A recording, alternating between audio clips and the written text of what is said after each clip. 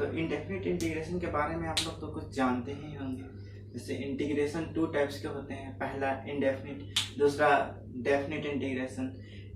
Definite को पढ़ने के लिए इंडेफिनिट पढ़ना बहुत ही ज़रूरी है, क्योंकि डेफिनिट इंटीग्रेशन में लिमिट लगता है, इंडेफिनिट इंटीग्रेशन में लिमिट नहीं लगता है। तो इस प्रकार से हम लोग इंटीग्रेशन को 2 भागों में कैटेगराइज करते हैं, पहला इंडेफिनिट इंटीग्रेशन और दूसरा फिर definite integration.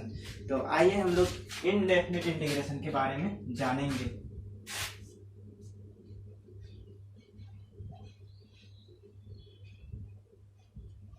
Indefinite integration,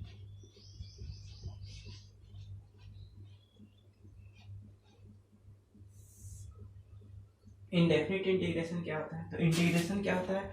integration जो होता है डिफरेंशिएशन का इनवर्स प्रोसेस होता है। क्या होता है इंटीग्रेशन?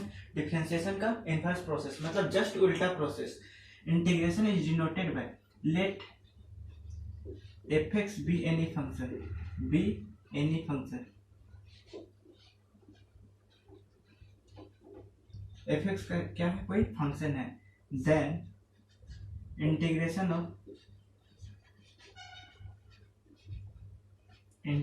ऑफ f(x), इस फंक्शन का इंटीग्रेशन किससे डिनोटेड किया जाता है? Is denoted by integration by sign, integral sign f(x) dx। ये जो साइन होता है इसको इंटीग्रल साइन कहा जाता है, ठीक। और जब इस फंक्शन को हम इंटीग्रेट करते हैं तो क्या आता है? मान लीजिए f(x) आता है, क्या आता है? कोई इस फंक्शन को इंटीग्रेट किया, कोई दूसरा फंक्शन आया जिसका नाम है कैपिटल f(x), और जब भी हम इंटीग्रेशन करते हैं तो एक कांस्टेंट को जोड़ दिया जाता है, ऐड कर दिया जाता है, जहाँ की वेर c क्या होता है? c is integral constant.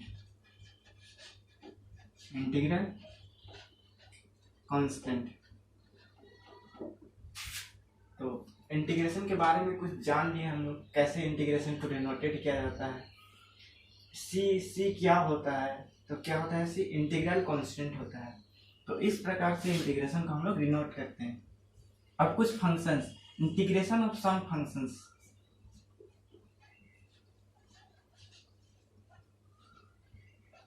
Integration of some functions, कुछ फंक्शन की इंटीग्रेशन, इसको फॉर्मूला के रूप में याद कर लेना है, फॉर्मूला के फॉर्म में। पहला होता है integration of x to the power n plus 1, x to the power n का इंटीग्रेशन होता है x to the power n plus 1 by n plus 1 plus c क्या है? Integral constant. दूसरा फॉर्मूला होता है integration of sin x is equal to minus cos x plus c। तीसरा होता है integration of cos x is equal to sin x plus c। चौथा होता है integration of sec square x dx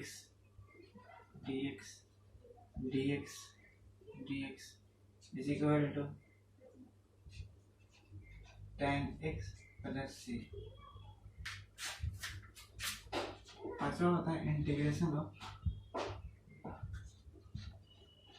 cosec square x dx is equal to minus cot x plus c।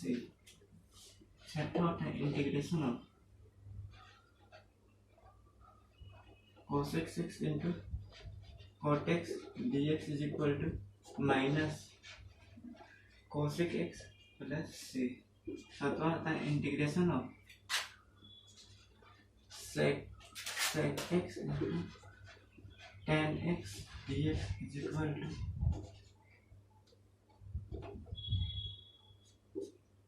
sec x plus c। आठवां होता है integration of 1 by x dx is equal to log mod x plus c।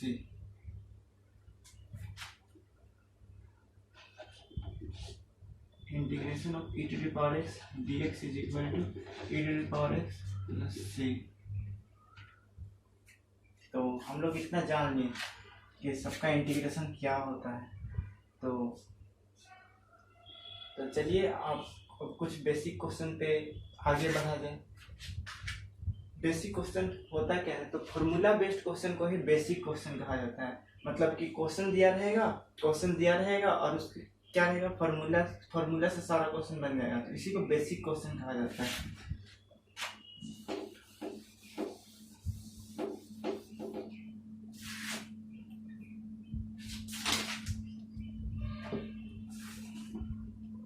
और कुछ formula जान लेना चाहिए, जैसे कि let F X and G X be two function, let F X and G X be any two function, function of X. F X और G x क्या है, दो फंक्शन है एक्स का। Then integration of f x plus minus g x d x, ऐसा रहेगा। तो क्या करते हैं हम लोग, इंटीग्रल साइन के साथ फंक्शन को अलग अलग कर सकते हैं। तो integration of f x d x हो जाएगा, यहाँ पर जो भी प्लस माइनस का साइन रहेगा वो हो जाएगा, और जी एक्स डी एक्स हो जाएगा। तो आइए बेसिक क्वेश्चन कुछ बताते हैं। जैसे कि क्वेश्चन नंबर 1, फॉर्मूला नंबर 1 पर बेस्ड बता रहे हैं। Integration of x to the power 7 dx, इस तरह का क्वेश्चन आपको दे देगा। करना क्या है, इस तरह का क्वेश्चन आपको दे देगा।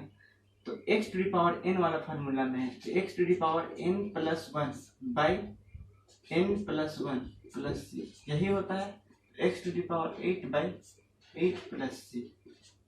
तो इससे हमें यही पता चलता है ना कि जब यहाँ 7 पावर दिया हुआ है तो पावर उसका 1 बढ़ गया, 8 हो गया। न्यूमरेटर में उसका पावर क्या हो गया, इंक्रीज कर गया x में। तो जब x में इंक्रीज किया तो डिनोमिनेटर में भी जितना इंक्रीज पावर है पूरा को लिख देना है। दूसरा क्वेश्चन,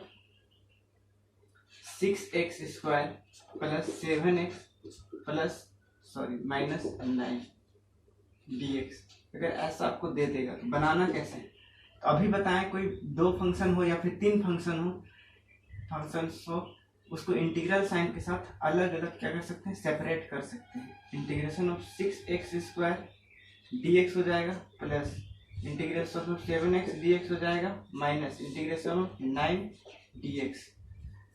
तो इंटीग्रल साइन के अंदर कोई भी कांस्टेंट नहीं होना चाहिए, कांस्टेंट को बाहर निकाल दिया जाता है। 6 हमारा कांस्टेंट हो क्या होगा, बाहर निकल जाएगा। 6 integration of x square dx plus integration of 7 बाहर, तो x dx हो जाएगा। 9 को बाहर निकाल देंगे तो dx हो जाएगा। तो इस प्रकार से 6 x to the power n, तो फॉर्मूला होता है x to the power n plus 1 by n plus 1 plus 7 को बाहर, x टू द पावर 1, तो x to the power 1 plus 1 by 1 plus 1 minus 9। यहाँ x टू द पावर 0 है, x to the power 0 1 होता है ना, तो हो जाएगा आपका x to the power 0 plus 1 by 0 plus 1। और जब भी इंटीग्रल साइन हटेगा हम एक इंटीग्रल कांस्टेंट क्या करेंगे, ऐड कर देंगे। 6x cube by 3 plus 7x square by 2 minus 9x to the power 1 by 1 plus 3, cut के 2 हो गया, 3 2 6, 2x cube plus 7 by 2x square minus 9x plus 3। ये हमारा इस इंटीग्रेशन का आंसर हो गया। इंटीग्रेशन को जनरली आई से नोटेट कर दिया जाता है।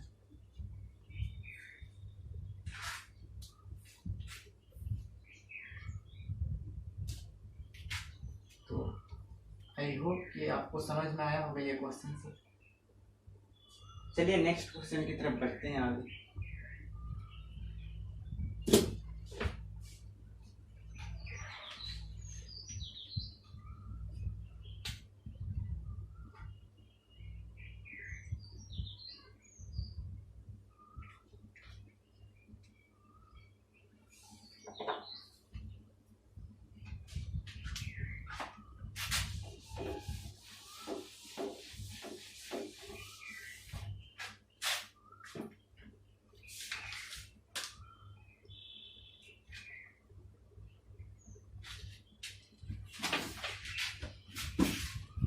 Integration of x to the power 4 plus 5 x square plus 3 by root x d x.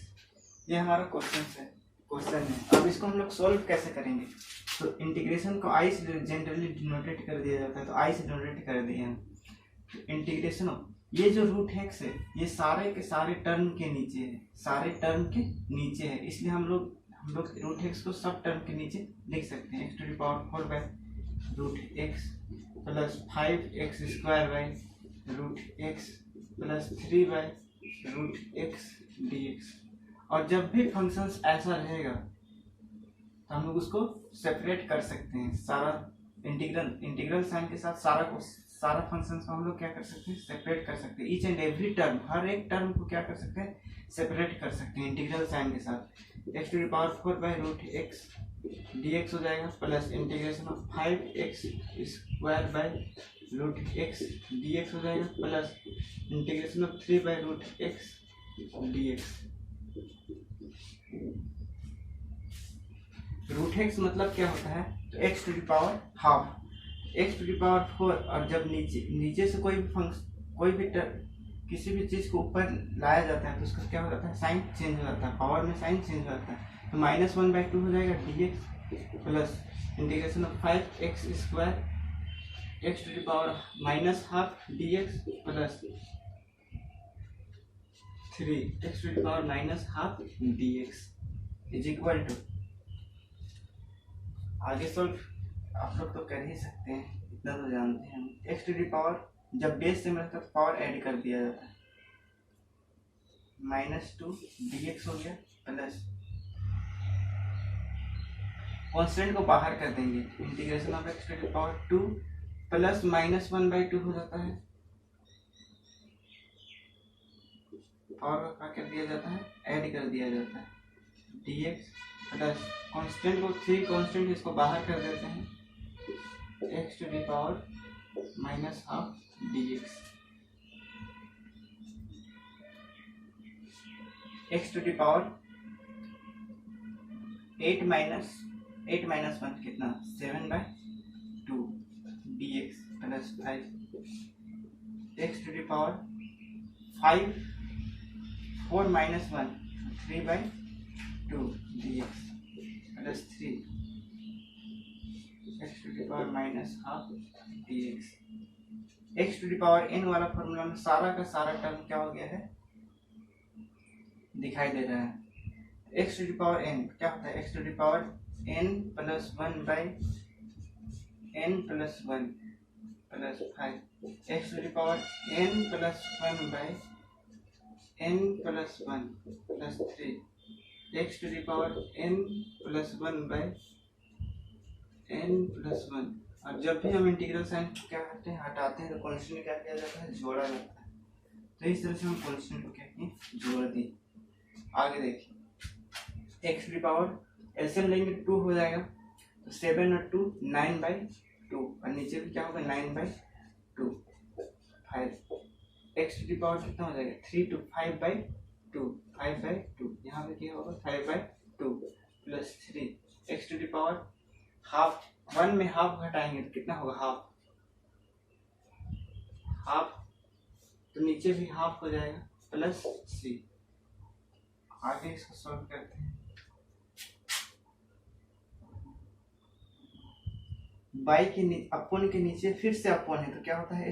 Reverse हो जाता है, उलट जाता है 9/2/9 हो जाएगा। और यहाँ पर हमारा है एक्स टू द पावर 9/2। उसी तरह ये 5 और ये 5 कैंसिल हो गया, 2 सबसे ऊपर चला आया 2 और हो जाएगा x to the power 5/2 plus 2 सबसे ऊपर चला जाएगा, 2 3 6 x to the power 1/2 plus 6। इस तरह से हमारा क्या हो गया? इंटीग्रल का क्वेश्चन सॉल्व हो गया। तो इस तरह से बेसिक क्वेश्चन को क्या कर लिए? हम सॉल्व कर लिए। चलिए आगे देखते हैं। एक ट्रिगो का क्वेश्चन दिया जाए।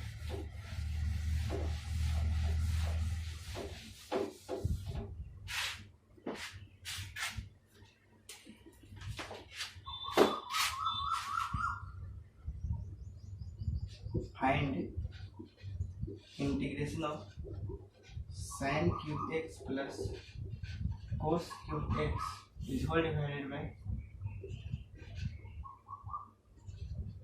sin square x into cos square x dx। इसको सोल्व कैसे करेंगे, इसको आई मान ले, sin cube x plus cos cube x is whole divided by sin square x into cos square x dx। ये जो sin स्क्वायर एक्स और cos स्क्वायर एक्स प्रोडक्ट में है, ये दोनों टर्म के नीचे है, तो दोनों टर्म के नीचे क्या करेंगे, लिख देंगे sin square x into cos square x dx, और इंटीग्रल साइन के साथ क्या करेंगे, सेपरेट भी कर देंगे, plus integration of cos cube x is whole divided by sin square x into cos square x dx। देखिए यहाँ क्यूब है तो और यहाँ स्क्वायर है, तो यहाँ पावर 2 कट जाएगा, तो क्या बचेगा मेरे पास, sin x ऊपर बचेगा, नीचे क्या बचेगा, cos स्क्वायर एक्स dx। उसी तरह cos से ये कट जाएगा, तो क्या बचेगा, एक cos बचेगा ऊपर में cos x और नीचे बचेगा sin square x dx। sin by cos, यहाँ 2 cos है ना, cos स्क्वायर एक्स है, मतलब cos x into cos x 2 बार है, तो sin बाई cos क्या होता है, tan x हो गया, और एक cos तो बाकी है, तो 1 बाई cos क्या होता है sec x dx plus integration of cos by sin क्या होता है cot x, और एक sin बाकी है नीचे ना, जब sin ऊपर जाता है क्या होता है cosec x dx। और अभी कुछ देर पहले बताया sin x tan x into cot x का फॉर्मूला होता है, tan x into sec x का फॉर्मूला होता है sec x, integration of tan x into sec x क्या होता है sec x होता है, और integration of cot x into cosec x क्या होता है minus cosec x plus c। तो इस तरह से sec x plus minus minus हो गया और cosec x प्लस c, तो इस इंटीग्रल का आंसर क्या हो गया sec x minus cosec x plus c। तो इस तरह से इंटीग्रेशन को क्या किया जाता है, ट्रिगोनोमेट्री इंटीग्रेशन को भी सॉल्व किया जाता है। तो आई होप कि ये क्वेश्चन भी आपको समझ में आया होगा, और समझ में आया होगा तो लाइक शेयर और कमेंट जरूर करें। Thank you for watching.